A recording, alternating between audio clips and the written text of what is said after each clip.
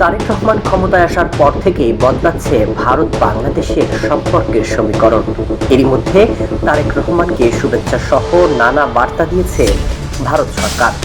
এবার সরাসরি তারেক রহমানের সাথে দেখা করবেন ভারতের প্রধানমন্ত্রী নরেন্দ্র মোদী।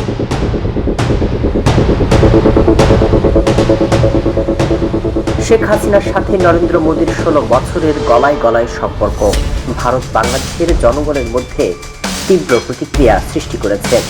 ভারতের গোয়েন্দা প্রতিবেদন বাংলাদেশ নিয়ে সঠিক তথ্য তুলে ধরতে ব্যর্থ হয়েছে।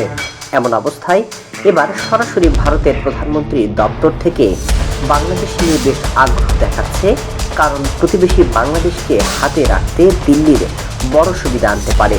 এমন অবস্থায় তারেক রহমান ক্ষমতায় আসার পরই তার পরিবার সহ ভারতে আমন্ত্রণ জানিয়েছিলেন নরেন্দ্র মোদী।